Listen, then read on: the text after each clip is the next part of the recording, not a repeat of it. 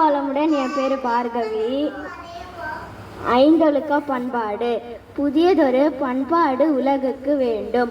போதை, போர், பொய், புகை ஒழித்து பொறுப்புடன் அமல் செய்வோம். அதிக சுமை ஏதும் இல்லை. அவரவர் தம் அறிவின் ஆற்றலால் உடல் உழைப்பால் வாழ்வதென்ற முடிவும் மதிப்பிறழ்ந்து மற்றவர்கள் மனம் உடல் வருத்தா மானெறியும் உணவுக்கு உயிர் கொள்ளாத நோன்பும் பொது விதியாய் பிறர் பொருளை வாழ்க்கை சுதந்திரத்தை போற்றி காத்தும் பிறர் துன்பம் போக்கும் அன்பும் வேண்டும். அருள் தந்தை வேதாத்ரி மகரிஷி.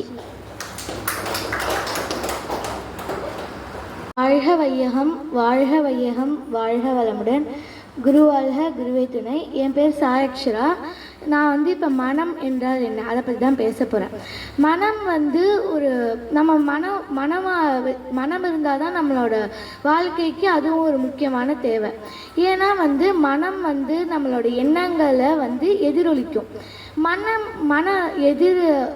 எதிரொலிக்கும்னா நம்ம இப்போ என்ன ஆழமாக நம்ம மனசில் என்னெல்லாம் போடுறோமோ, இப்போ நம்ம கெட்ட எண்ணங்களை மனசில் போட்டோம்னா அதுவே தான் நம்ம வாழ்க்கையிலேயே ரிஃப்ளெக்ட் ஆகும்.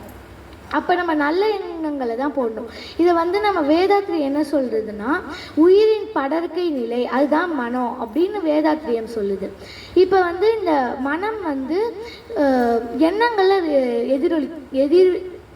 எதிரொலிக்குதுன்னு எண்ணம் அதுனா என்ன? ஜீவகாந்த அலை மூளை வழியாக செயல்படும் பொழுது அது எண்ணமாகுது. இந்த எண்ணம் பதிர்ந்து விரிந்து செயல்படும் பொழுது அது நம்மளுக்கு மனமாக நம்ம உணர்றோம். இந்த மனம் காந்த அலையாக நம்மளுக்கு இருக்குது. அப்போ அந்த காந்த அலையாக இருக்கிறதுனால நம்மள்கிட்ட சுழற்சி அலையும் இருக்குது. இந்த சுழற்சி அலை அதிர்வு எண்ணுன்னு சொல்லுவோம். இந்த அதிர்வு எண் 4 இருக்குது. என்னென்னா பீட்டா, ஆல்பா, டீட்டா, டெல்டா. இதுதான் அந்த 4. இப்போ இந்த மனம் 5 நிலையில் இயங்குது. என்னென்னா அன்னமய கோஷம், மனோமய கோஷம், பிராணமய கோஷம், விஞ்ஞானமய கோஷம், ஆனந்தமய கோஷம். இதுதான் அந்த 5 நிலை. இது நம்ம போக போக தெரிஞ்சுப்போம்.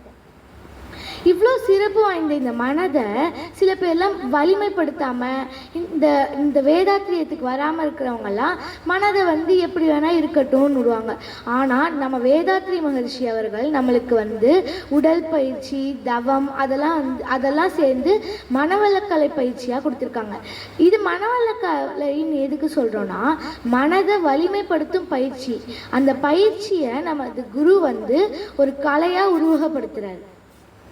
இந்த பயிற்சியை நாம் தினமும் செஞ்சு இது செய்யறதுனால ஒரு தனி மனிதன் அமைதி பெறுவான். தனி மனிதன் அமைதி பெற்றால் உலகமும் அமைதி பெறும் என்று சொல்லி நன்றி பெறுகிறேன். நன்றி. வாழ்க வளமுடன்.